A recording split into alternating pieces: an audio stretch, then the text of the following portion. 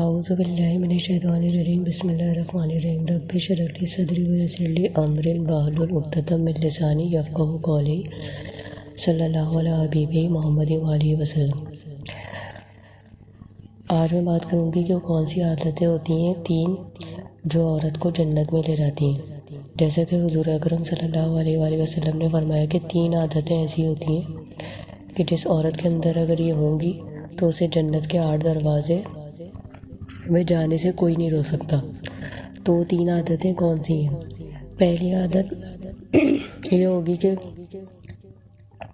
وہ 5 نمازیں باقاعدگی سے پڑھے گی، کبھی نماز نہیں چھوڑے گی، نماز کو پابندی سے پڑھے گی، نماز کو محبت سے ادا کرے گی، نماز کے معاملات میں سستی غفلت نہیں کرے گی۔ اچھا، حضور اکرم صلی اللہ علیہ وسلم نے یہ بات کیوں بولی ہے؟ کیونکہ انہیں پتہ تھا کہ اس میں غفلت کرتی ہے۔ کیونکہ بچے مشین لگائی ہوئی، آج مہمان آ گئے تھے، آج میں تھک گئی تھی، آج صفائی بہت تھی، آج تو کام بہت تھے، تو کھانا پکایا تھا، اس لیے مہمان آ گئے تھے، کھانا پکا کر ادھر ہوئی تو نماز آگے پیچھے ہو گئی۔ تو اس طریقے کے بہانوں میں وہ پھنس جاتی ہے۔ تو اس وجہ سے وہ جو نماز ہے اس کی آگے پیچھے ہو جاتی ہے اور وہ آخری وقت میں ادا کرتی ہے۔ تو حضور اکرم صلی اللہ علیہ وسلم کو پتہ تھا یہ ایسے کرے گی، اس لیے فرمایا باقاعدگی سے نماز پڑھنے والی عورت۔ تو ایسی عورت جس گھر میں ہوگی اس میں کرم اور فضل جو ہے وہ دروازے پھاڑ کے داخل ہو جائے گا۔ کہاں؟ جہاں نمازی عورت نماز پڑھتی ہے۔ دوسری عادت کیا ہوگی؟ فرمایا کہ ہر حالت میں اللہ کا شکر ادا کرنے والی ہوگی۔ یہ بھی بڑا مشکل کام ہوتا ہے کیونکہ شکر کے الفاظ جو ہے وہ بعض خواتین کے منہ سے نہیں نکلتے، اور وہ جو عورت ہے وہ ہر وقت اللہ سے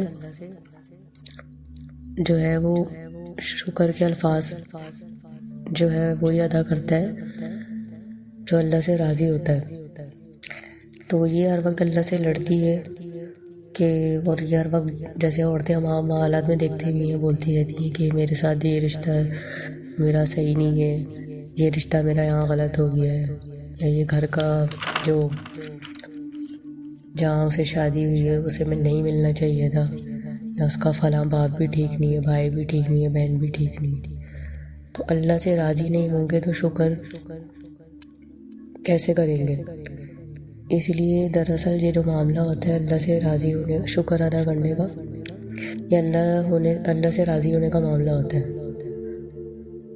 تو جو اللہ سے راضی ہوگا وہی شکر ادا کرے گا۔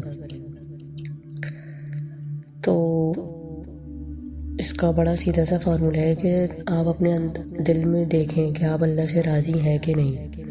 تیسرا جو بہت بڑا معاملہ ہوتا ہے جو یہ کرتی ہیں عورتیں، زبان کو دوسروں کی غیبت سے روک لینا، برائی سے روک لے۔ اگر 3 باتیں ہو گئی، ایک تو نماز باقاعدگی سے پڑھے، دوسرا شکر ادا کرے، اور اپنی زبان کو دوسروں کی برائی سے روک لے۔ اب یہ تیسرا کام مشکل ترین کام ہے،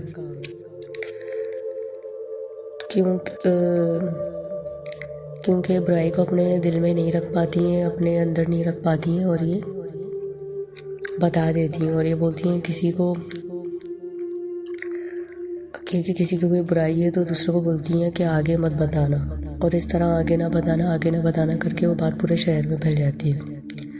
اسی لیے آقا علیہ السلام حضور اکرم صلی اللہ علیہ وآلہ وسلم نے فرمایا کہ یہ ایسے ہے جیسے تو نے مردہ بھائی کا گوشت کھایا۔ اب یہ بتائیں کہ اس سے زیادہ حرام، بدبودار، گندا عمل کیا ہو سکتا ہے کہ آپ نے غیبت کری ہے تو اس غیبت کر کے آپ نے مردہ بھائی کا گوشت کھایا۔